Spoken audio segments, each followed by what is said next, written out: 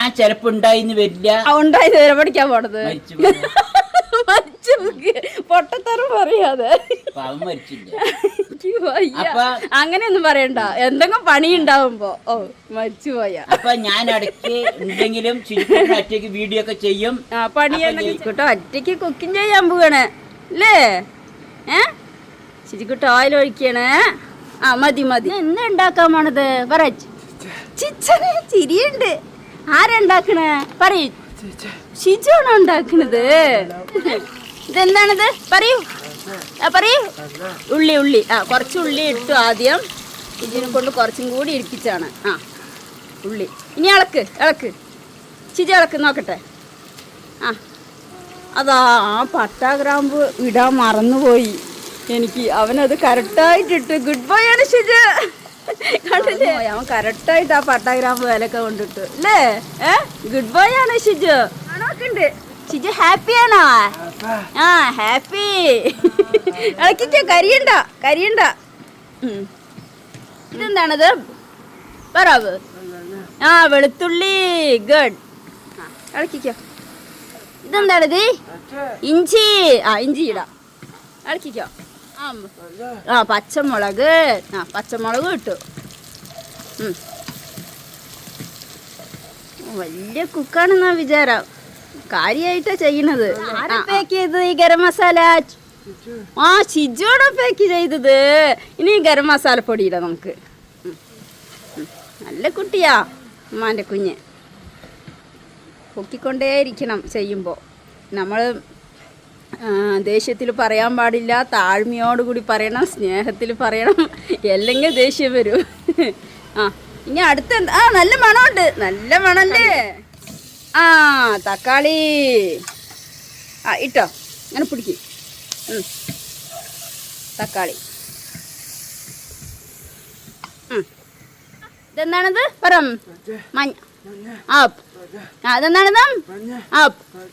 മഞ്ഞപ്പൊടി. മഞ്ഞപ്പൊടിയില് മഞ്ഞപ്പൊടി ഇളക്ക്. ഇതാ മല്ലിപ്പൊടി കൊണ്ട് കൊട്ടിച്ചു. മതി ഇളക്കിക്കോ. ഓരോന്നായിട്ട് തെരിയനെ കൊണ്ട് വേഗം കൊട്ടി. സ്പീഡ് കൂടി. കള്ളനടിയിൽ ഊഞ്ഞാലാടാൻ പോയിരിക്കുകയാണ്. എന്നെ കൊണ്ട് ഇളക്കാൻ വെച്ചിട്ട്. അവനിക്ക് വേണ്ടി വെയിറ്റ് ചെയ്യുക. അടിയിൽ കുറച്ച് റെസ്റ്റ് കൊടുക്കണം. എന്താണിത് പറയാമോ? മുളക് പൊടി. ഗുഡ്. ഇനി ഉപ്പിട്. ഉപ്പ് ഇട്ടോ. ഇളക്കിക്കോ. മല്ലിയില. ഇളക്കിക്കോ. ഈ കൈ കൊണ്ട് ഇങ്ങനെ പിടിക്കണം.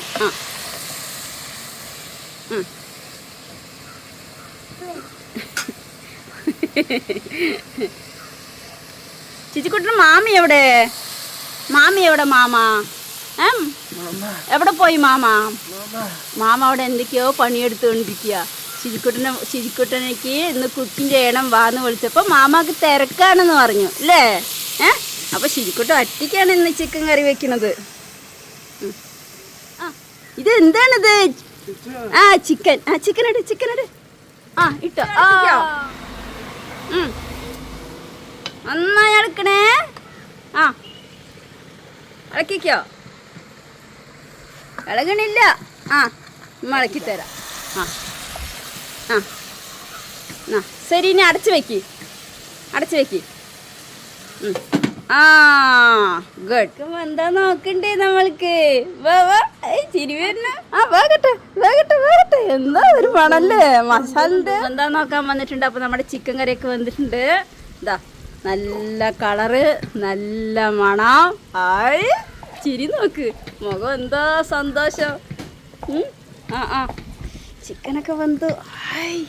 ആരാ വെച്ചത് പറ. ആർക്കാണ് ചിക്കന്? എല്ലാം ഷിജുവിനാണ്. ഉമ്മാക്ക് തരുവോ?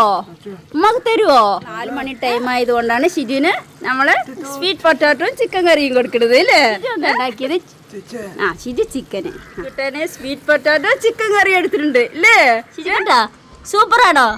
മന നോക്ക്. സൂപ്പറാണോ? സൂപ്പറാണോ? സൂപ്പർ. ശരി കഴിക്കൂ ഷിജു.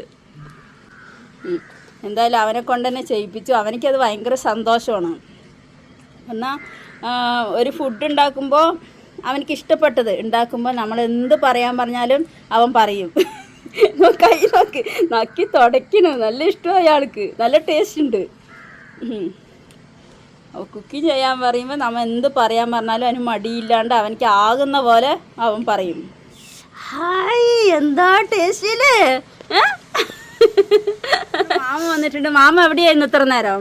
മാമാക്ക് റാഗി ഉണക്കല്, അതിന്റെ പിന്നാലെ നിക്കല്, മഴ വരുമ്പോഴേക്കും ഉണക്കി എടുക്കണ്ട, മഴക്കാലമല്ല.